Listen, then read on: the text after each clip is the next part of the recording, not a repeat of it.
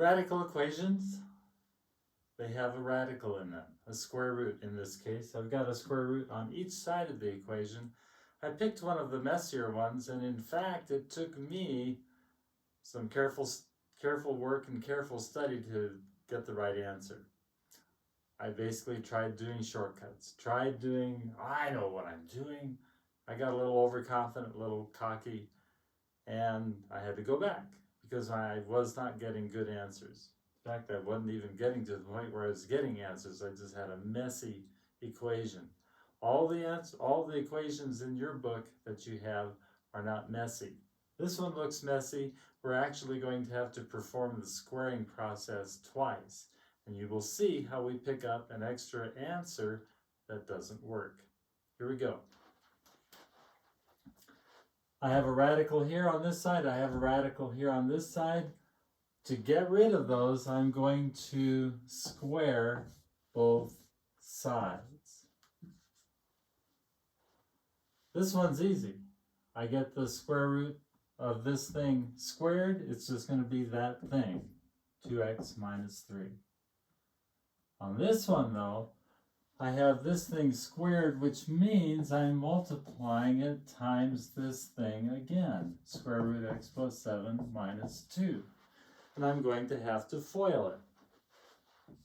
This part is easy. That's just going to be x plus 7. This part is easy. That's going to be plus 4.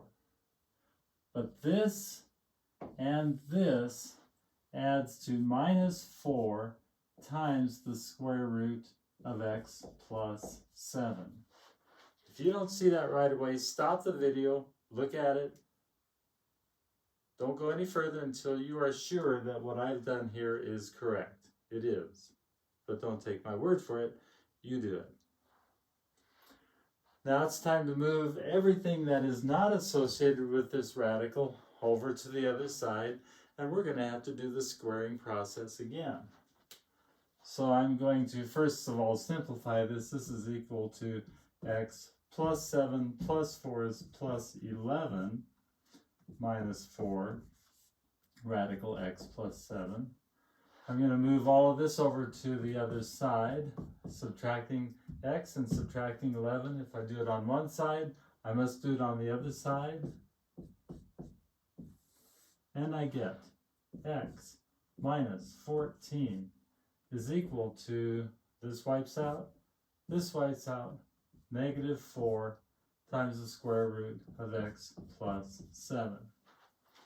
It was here that I did a dumb thing, and that was that I tried to move the minus 4 over to the other side, getting a messy fraction. Let's keep it there. Now we're going to square both sides again. If this equals, again, my rule is if a equals b, then a squared is equal to b squared. And so I'm going to do that, squaring both sides. I'm careful to include that minus sign. X plus 14 squared, you're going to see that's x squared minus 28x. Did I say x plus 14? It's x minus 14 quantity squared plus 196. Over on this side, the minus 4 squared is 16. The square root of x plus 7 squared is simply x plus 7. So now we can simplify it, writing x squared minus 28x plus 196 is equal to 16x plus 112. 16 times 7 is 112.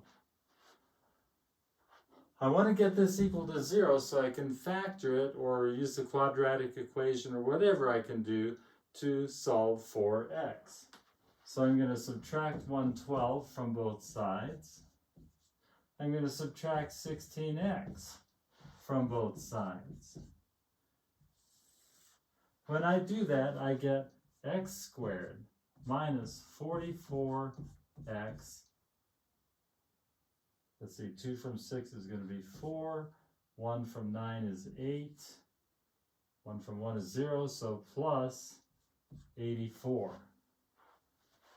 That's going to equal 0. I'm going to move this up here so I can write a little more comfortably. X squared minus 44x plus 84. Well, 80, and that's equal to 0. 84 has several factors. To save time, I'm going to tell you that the factors we're interested in are 2 and 42. 2 times 42 is 84. When we factor that, we get x squared, well, x and x, 2, 42, and because this is a plus here and this is a minus here, these are going to both be minus signs here. X minus 2 equals 0, that means that x is equal to 2. X minus 42 equals 0, that means that x is equal to 42.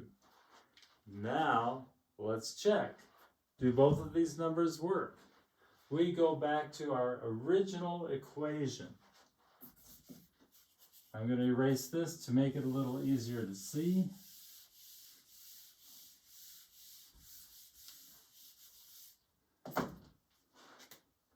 We originally started with square root of 2x minus 3 is equal to the square root of x plus 7 minus 2. If I put 2 in here, that's the square root of 2 times 2 minus 3. Does that equal the square root of 2 plus 7 minus 2? Well, 2 times 2 is 4. 4 minus 3 is 1.